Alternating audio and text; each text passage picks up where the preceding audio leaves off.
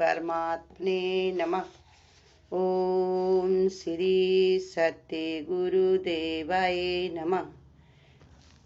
देखिए, प्रेमी ने पूछा है कि जीवात्मा, आत्मा और परमात्मा का स्वरूप बताइए। भगवान ये बता रहे, देखिए कि जीवात्मा जो है वो जीव भाव के कारण, इंद्रियों के संग करने के कारण ही वो जीवात्मा, माने जीव की जो निगाह होती, वैसे तो आत्मा, जीवात्मा, परमात्मा एक ही स्वरूप है। रामायण में भी कहा है, ईश्वर अंश जीव अविनाशी। ये जीव आत्मा जो है, जीव ये भी अविनाशी है, आत्मा ही है। और परमात्मा माने परे सबसे, और आत्मा माने परमात्मा का ही 60 नाम। किसी का नाम बड़ा नाम होता है, उसको छोटा ही करके जैसे कहते, उसी को बताया। परमात्मा का ही 60 नाम है आत्मा, और वही का आत्मा का ही स्वरूप है जीवात्मा। लेकिन वो अपने स्वरूप को भूला हुआ है। जैसे ये मनुष्य माने मन का ईश, लेकिन जो विषयों में चला जाता है तो वो नीचे निगाह के कारण बार बार जन्मता है। तो मनुष्य से भी वो क्या है, पशुवत जीवन उसका हो जाता है। पशु का भी बताया, खाना पीना भोगना, ऐसे मनुष्य का भी हो जाता है जब नहीं समझ पाता। तो ऐसे जीवात्मा माने नीचे की ओर निगाह रखने वाला, जीव माने इंद्रियों में देखने वाला। 9 नारिन के चक्कर में पड़ के सबकी भरे हुंकारी, भूल गैला बाट जवनवा। भूल गैला बाट जवनवा, बड़ा ही लहरी, बोले काया माँ सुगनवा बड़ा लहरी। ये जीव जो हमारा है वही काया माने आत्मा, जीवात्मा बन करके सबके शरीर में बोलता है। लेकिन ये 9 नारी की हुंकारी भरता, 9 इंद्रियों के चक्कर में पड़ा रहता है। इसीलिए ये जीव है, बार बार इसको जन्मना मरना पड़ता। और आत्मा भी इसी के साथ ही रहती है। देखो कहा कि हृदय रूपी एक जो है, हृदय रूपी पेड़ में एक घोंसला बना हुआ है। एक घोंसला में 2 पक्षी रहते हैं, एक आत्मा, एक जीवात्मा। जीवात्मा जो है वो मन का स्वरूप बना करके ये अपने इंद्रियों को देखा करता है, और यही संसार में अपने चित्त को लगा लेता, रमा लेता है। इसी के कारण इसका जीव भाव होता है, जीवात्मा कहा जाता है। और इसी के साथ वो आत्मा भी है, लेकिन वो निर्लेप है। वो देख रहा सब कुछ है लेकिन बोलता नहीं। जैसे सूरज, देखो उसकी रोशनी में सब काम होते हैं, लेकिन वो लिपायमान नहीं होता, क्योंकि उसके अंदर कर्ता भाव नहीं है, इच्छा कामना नहीं है, इसलिए वो दूर है। ऐसे ही आत्मा देख रहा है सब कुछ है, लेकिन वो बोलता करता नहीं है, न उसको कोई मतलब है। इसी को बताया कि वो साथ में रहते हुए भी स्पृहा रहित है, आत्मा को कोई मतलब नहीं है। आत्मा माने मेरा अपना स्वरूप, हमारा स्वरूप भी वही पवित्र परमात्मा है। परमात्मा माने वही आत्मा, माने वही परमात्मा। और ये जीवात्मा जो हमारा है, तो ये बताया कि इसके अंदर जो है ये जीव भाव रहता, माने छोटा अपने को स्वरूप बना रखा है ये विशाल, लेकिन इंद्रियों के चक्कर में पड़ करके इसी के कारण अपने रूप को ये भूल गया, और उसी को बार बार संसार में ही अपने को फंसा लेता है। अपने स्वरूप को गुरु हमको याद दिलाता है कि तुम अपने स्वरूप को याद करो, तुम अपनी आत्मा को याद करो, माने अपनी परमात्मा स्वरूप को याद करो। ये ज्ञान से तुम अपने स्वरूप को याद करो कि तुम ही वो हो, दूसरा और कोई नहीं है। अपने को छोटा मान लेते हो। जैसे बताया कि बूंद जो होती है, चाहे सागर की हो, चाहे गंगा की हो, चाहे कोई किसी की भी हो, बूंद बड़ा काम नहीं कर सकती, पेड़ को नहीं सींच सकती है, हरा भरा नहीं कर सकती, किसी की प्यास नहीं बुझा सकती है, किसी को ठंडक नहीं दे सकती, स्नान नहीं करवा सकती। बूंद तुरंत पड़ के सूख जाती है। लेकिन वही अगर तुम पूरा उसी में उतर जाओ जहां से बूंद आई है, सागर से, नदी से, गंगा से, जमुना से, तो कितना तुमको पी भी सकते हो, नहा भी सकते हो, उसमें कोई कमी नहीं आती है, भरा का भरा रहता है इसमें जल। ऐसे मेरे आत्म स्वरूप है। जीव भाव के कारण अपने को छोटा बना लेना, अपने को कमजोर मान लेना, ये मेरा जीव भाव है। हम अपना स्वरूप को नहीं जान पाते, अपने को भूले रहते, यही मेरा जीव भाव है। और आत्मा माने परमात्मा है, अपने स्वरूप को तुम परम पवित्र जानो, देह में चेतनात्मा को एक। खाली अगर देह को ही तुम अपना मान रहे हो चेतनात्मा, तो ये बहुत बड़ी मूर्खता ही मानी जाती है। जो समरस व्यापक शांत निर्विकार है, जो नित्य है, अच्युत त्रिगुणात्मक है, गुणातीत है, निष्क्रिय है, सदा मुक्त है, जो अच्युत है, निर्दोष है, अनंत है, अविनाशी है, यही अखंड ज्ञान स्वरूप परमात्मा आत्मा का ही स्वरूप है। जैसे शास्त्र बताते हैं हमको है कि आत्मा जो है वो हमारी एक रस है, उसके अंदर कोई, भगवान ने कहा, परिवर्तन नहीं है, विकार नहीं है।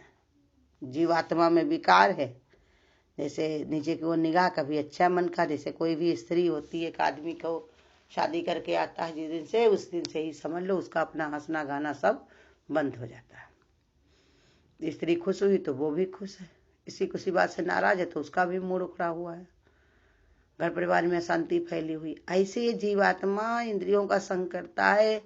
अब इंद्रियां रजोगुणी होती है, इसलिए उनमें हमेशा कुछ ना कुछ भोग विलास के कारण उनमें कभी शांति नहीं होती है। लेकिन ये जो आत्म स्वरूप मेरा है वो बताए सब एक समरस है। एक समरस माने इसमें कभी भी विकार नहीं होता और सब जगह व्यापक भी है, क्योंकि उसने अपने को छोटा नहीं बनाया हुआ है। जीवात्मा अपना को अंश रूप है, शरीर में जाता निकल जाता, लेकिन आत्मा शरीर से निकलने के बाद भी सभी में व्यापक रहती है। शरीर नष्ट कर दिया जाता तो फिर महाकाश बन जाता। आत्मा जो है परमात्मा स्वरूप सब जगह विद्यमान रहती है। मिट्टी जैसे होती, मिट्टी का कोई घड़ा बना दे, फूट जाएगी तो मिट्टी क्या होगी, विशाल रूप धारण कर लेगी। अभी वो घड़ा बनी थी। ऐसे ही बताया कि जीवात्मा जो है वो शरीर उसको चाहिए होता, लेकिन आत्मा को शरीर की जरूरत नहीं, वो हमेशा परिपूर्ण रहती है, सब जगह व्यापक और शांत है। शांत किस लिए, क्योंकि उसके अंदर विकार नहीं है। विकार न होने के कारण वो हमेशा शांत रहती है, क्योंकि उसके अंदर कोई अशांति का कोई सवाल ही नहीं उठता, क्योंकि उसको किसी से कुछ भी लेना देना नहीं है। वो निरपेक्ष होकर के, निर्विकार होकर के, शांत होकर के अपने ही स्वरूप में मस्त रहती है। और तो इसलिए वो सदा मुक्त है, इसलिए वो निर्दोष, इसके कुछ दोष दिखते नहीं, इसलिए वो निर्दोष बताया अपना स्वरूप। अनंत और अविनाशी है, इसका कोई अंत नहीं है। जो बनता है, बिगड़ता है, शरीर में जाता है, निकलता है, लेकिन आत्मा का, परमात्मा का कोई अंत नहीं है, क्योंकि वो सदा सर्वदा है। कोई चीज सोने से बना ली जाए, कंगन को तोड़ के झाला झुमका बना दिया, लेकिन सोना तो परिपूर्ण ही रहता है। कंगन टूट गया तो झाला बन गया, झाला टूट गया तो नाक की कील बन गई, अंगूठी बन गई, तो वो रूप बदलती रहती है, लेकिन सोना तो नहीं बदलता ना। ऐसे ही परमात्मा आत्मा को बताते हैं कि वो हमको ये बात को समझना चाहिए। राग द्वेष से रहित शुद्ध ज्ञान द्वारा ही तुम शांत, स्वस्थ और निर्भय निश्चिंत हो सकते हो।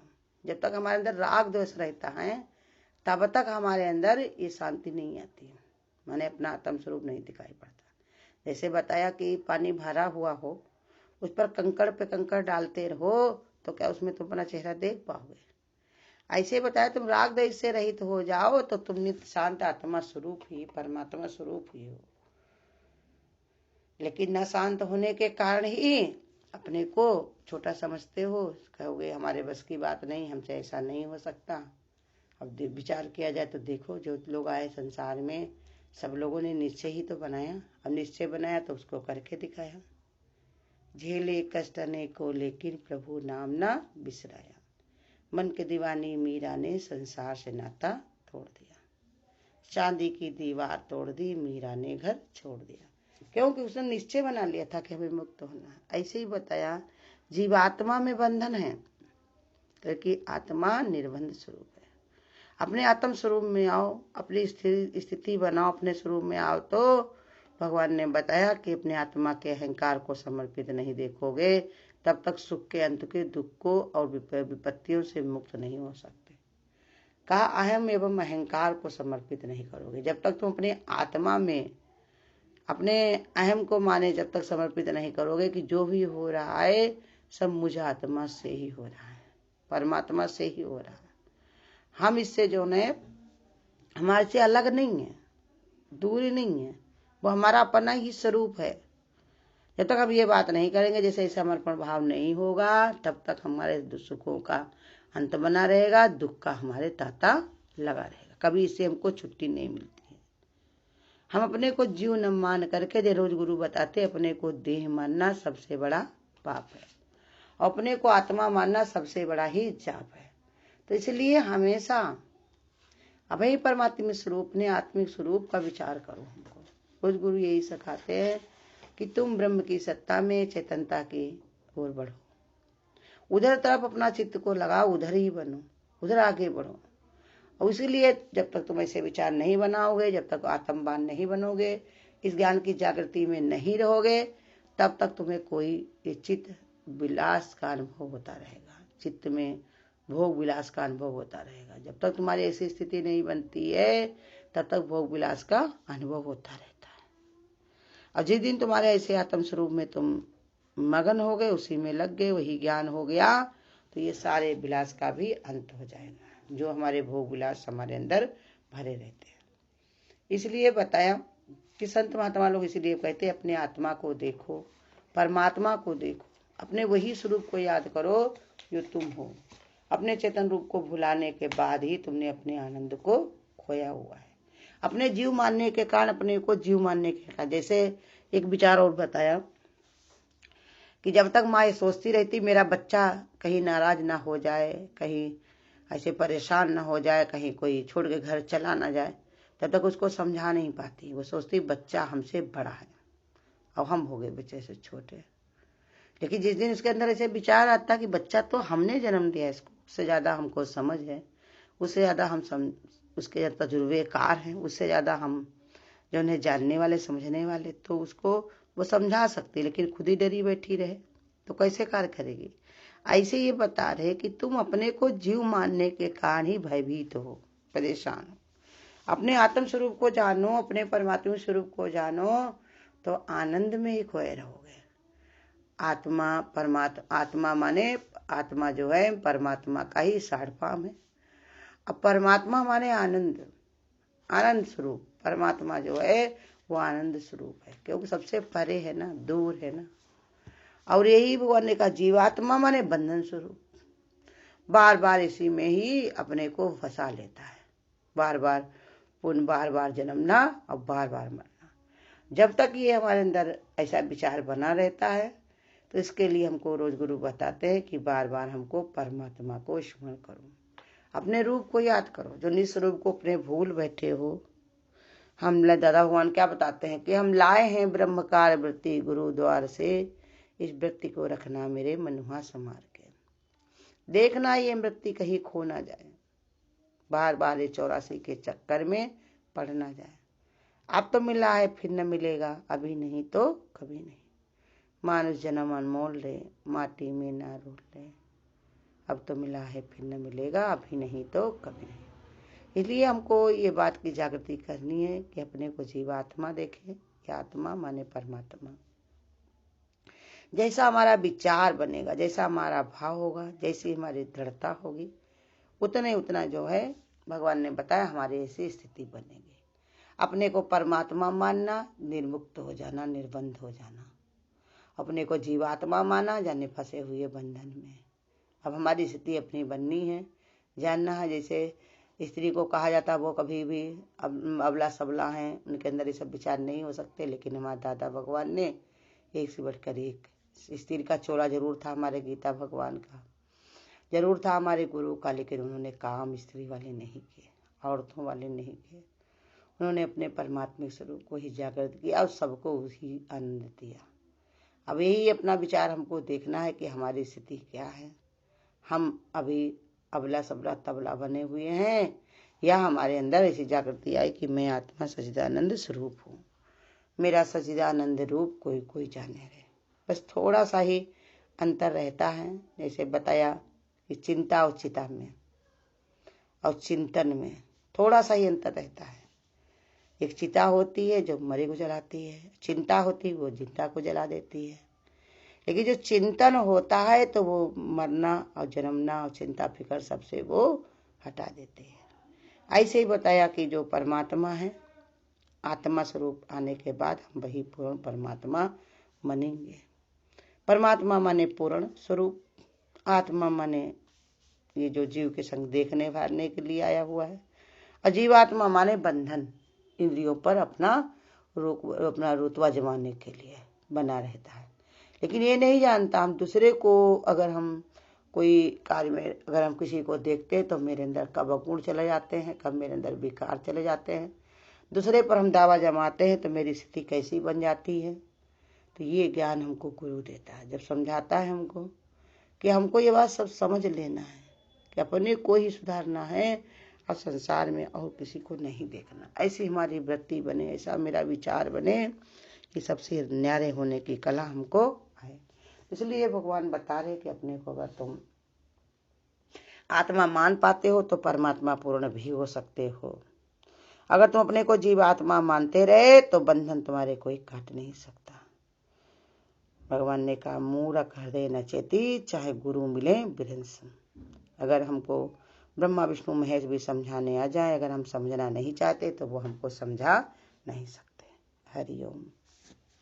अगर आपको आज की वीडियो अच्छी लगी हो तो वीडियो को लाइक और शेयर करना ना भूलें। आगे की वीडियोस देखने के लिए चैनल को सब्सक्राइब करें और नोटिफिकेशन